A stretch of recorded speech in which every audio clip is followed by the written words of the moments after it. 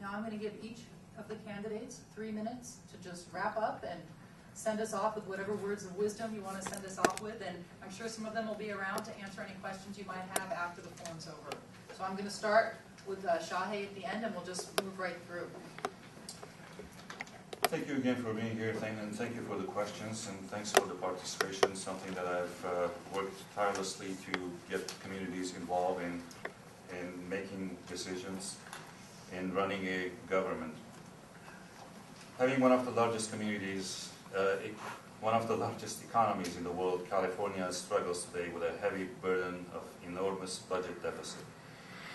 Consequently, the budget cutback on welfare programs and services are affecting the financially exposed Californians, us. Some of us who already have lost their homes due to the progressing unemployment. Therefore, one of my main objectives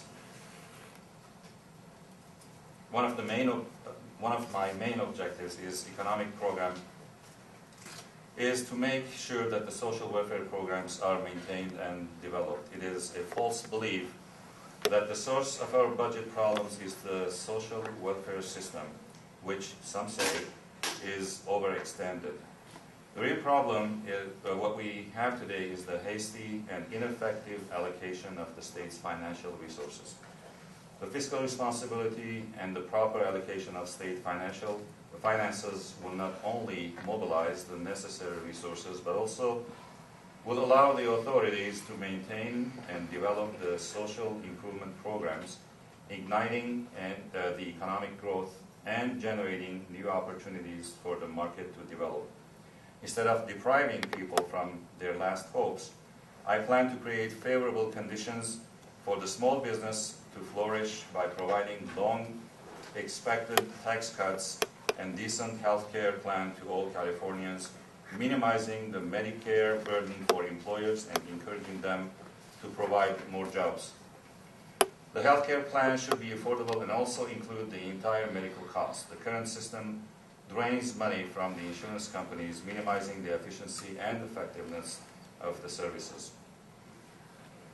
I would like to emphasize the necessity of neighborhood improvements that will provide jobs for young adults, giving them opportunities to gain financial stability. The neighborhood development program is one of my main concerns. It has always been. The authorities always talk about safety of our neighborhoods, forgetting to identify the sources of the problems that we face today. As a former public information officer for the police department, I witnessed the participation of our youth in gang activities, feeling alienated and intimidated, having no protection and no sense of involvement. Have you seen the unattended roads and apartments in some neighborhoods in the 43rd Assembly District? Yes, in Glendale and in Burbank. We do not see them, but just go to North Hollywood and you'll see more and more of those. The issues of gang involvement and youth taking the wrong path definitely need to be addressed by our by our assembly member, whoever that individual will be representing us eventually. Thank you. Thank you. It's not Benny. Well, Mike was in the middle last time, so I think that doesn't need to be in the middle every time. So thank you for chairing this, and thank you for the Democratic Club of Glendale for hosting this. And it's nice to see familiar faces and friendly faces here. You know, we have a real opportunity in the 43rd Assembly District to have a representative who cares deeply about the well-being of our 43rd District, who has personally worked with young people, with children and families, in public education, as a teacher, as a school board member, but also has had to really make very difficult decisions on the Board of Education. Every Board of Education right now, up and down the state, has had to make very difficult, painful, tough choices. And unfortunately, that is what is to be in the State Assembly for the next Assembly member. It is going to be difficult and frustrating for whomever is there, and we are going to have to work together, and sometimes for the principles that we believe in and for what is right, we have to be able to stand up and fight for those principles. We have to fight to reform our budget process. 2/3 of no group can agree on much these days, much less 2/3 of the assembly. We must be able to reform that, and I will work with the Speaker, John Perez, on the initiative ballot that he's working on for November in order to fix the 2/3 supermajority needed. We must allow for whoever party is in office to be responsible and accountable for the budget, and then hold them accountable at the ballot box. Because right now what we have is a state budget that doesn't work. It's a state budget where instead of getting it in July, we get it in November. And we must be able to create jobs and move the economy of California. And we have to do that. We're in a poised place for a green economy and jobs that bring in manufacturing jobs to build the windmills, to build the solar panels. And there are bills in the Assembly that I fully will fight to support to make that happen. And the tax incentives continuing them that we have with, for example, with the film industry. So I think we have had enough of a recession that has hurt our families, our neighbors, and has really hurt the children and the families that are in our district. We can make a difference. We really can. We can make a difference together, but we got to have someone, and you have good candidates here, and we're lucky to have good candidates, Democratic candidates. We got to have someone there who's prepared to make the very difficult decisions and fight for what is right.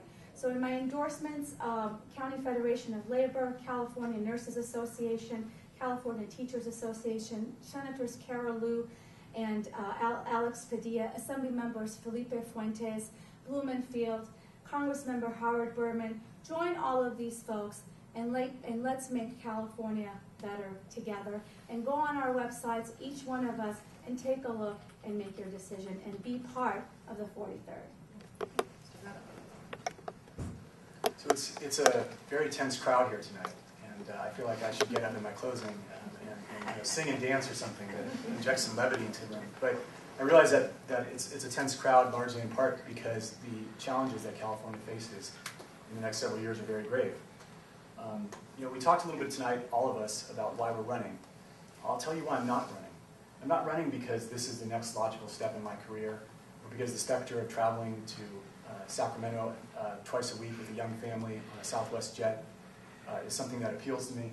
I'm running because I really do care about solving the problems in the state of California. A congressman got up on the House floor during the Great Depression, and he said, all I hear on the House floor is, what about my district? What about my district? How is this bill going to affect my district? And he said, and all I hear behind closed doors is my career. How is this bill going to affect my career? And he said, whatever happened to asking about, what about my country? I'm here because I want to ask the question, what about my state? How does this bill not affect my career, not affect just my district, but how does this bill affect my state and the state that we're all going to live in the future? We talk about endorsements. I've got a wonderful group of endorsements. You can visit my website, which is www.makeitmike.com. You can see my list. I'm endorsed by the United Nurses Association of California. I'm endorsed by several Congress members, including 2 who overlap this district. I'm endorsed by Sheriff Lee Baca, and it's a very, very wonderful, diverse group, including also endorsed by the electrical workers who work on the film sets in this district and who really understand the issue of runaway production better than anybody else. You know the endorsements that mean the most to me? It's the community leaders, and it's all of you, including many people in this room. Those endorsements mean the most to me. Endorsements of people out there who really care about fixing the state, who believe that the best thing that we can do as voters is to return good government principles to this state. Very, very few people, 2/3 don't agree on much, but one thing that 2/3 of the delegates last weekend agreed on is the Democratic Party is endorsing my candidacy. I'm the official endorsed candidate of the Democratic Party. And if this was a presidential race that would cause all the other contenders to drop out, I realize they're not going to do that. But I was very, very touched by the support of the Democratic Party last weekend. I hope you'll you continue this dialogue. This is a very, very short time to get to know anybody. The questions tonight were very tense, and they seem to be very hard-hitting. But I hope you'll feel free to call me anytime and email me anytime. The email address on my website actually does go to me because of my BlackBerry. I answer all questions. And I thank you very much for being part of the dialogue, and I look forward to this dialogue continuing for the next 6 or 7 years. So thank you very much.